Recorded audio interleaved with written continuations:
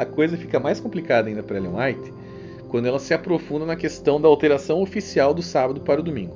Segundo Ellen, né, essa alteração foi feita internamente pelo papado utilizando-se do poder do Estado. Olha o que ela escreveu. Foi por sua atitude a favor do domingo que o papado começou a ostentar arrogantes pretensões. Seu primeiro recurso ao poder do Estado foi para impor a observância do domingo como o dia do Senhor. Editos reais, concílios gerais e ordenanças eclesiásticas apoiadas pelo poder secular foram os passos porque a festividade pagã alcançou posição de honra no mundo cristão.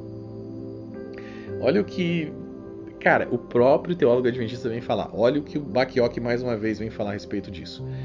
Ambas as declarações citadas são equivocadas, porque o poder secular do Estado não influenciou ou obrigou os cristãos a adorar o domingo durante o segundo e o terceiro séculos. Naquela época, os imperadores romanos eram bastante hostis ao cristianismo. Eles estavam mais interessados em suprimir o cristianismo do que em apoiar os líderes da igreja na promoção do culto dominical. O bispo de Roma não poderia ter recorrido ao poder do Estado para obrigar a observância do domingo como o dia do Senhor.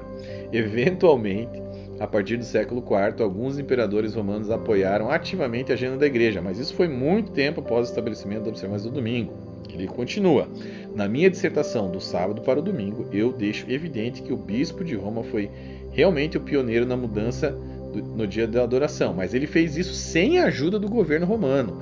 O que precipitou a necessidade de mudar o sábado para o domingo foi a legislação anti-judaica e anti-sábado promulgada em 135 depois de Cristo pelo imperador Adriano. Depois de suprimir a segunda revolta judaica, conhecida como revolta de Bar Kokhba, que causou muitas baixas, o imperador Adriano decidiu lidar com o problema judaico de maneira radical, suprimindo a religião judaica. Né?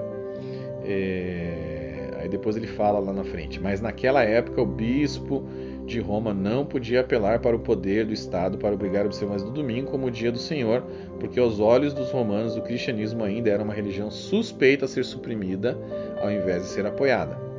Ok. Então assim, fica claro que mais uma vez Ellen White errou. O papado nunca se utilizou do poder do Estado para mudar o sábado para o domingo, né, como ela alega no seu livro Inspirado. O que acontece? Na verdade, ela ainda chega a dizer o seguinte, ó.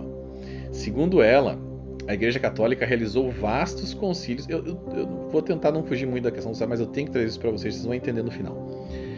A Igreja Católica realizou vastos concílios com o intuito de rebaixar o sábado, né, cada vez mais como dia sagrado. Olha o que ela diz aqui a respeito disso. Os concílios católicos rebaixaram o sábado.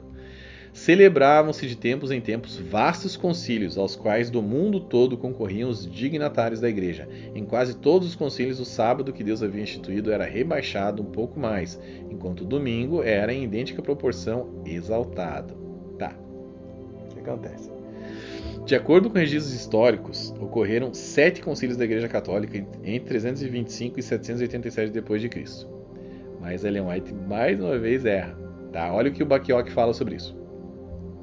Em toda a minha leitura dos 7 concílios ecumênicos, não encontrei sequer uma referência à questão do sábado ou domingo sendo debatida nesses concílios.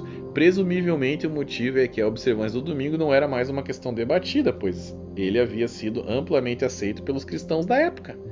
Foi algo aceito, não tinha debate sobre isso. Tá? Então, assim, como que poderia... o sábado estaria sendo rebaixado um pouco mais em cada concílio se esse assunto nem era um ponto de discussão entre essas pessoas? Nada a ver, tá? O domingo já havia sido estabelecido muito tempo antes como dia de reunião, muito tempo antes inclusive do primeiro concílio ecumênico católico, ocorrendo em 325 depois de Cristo, tá?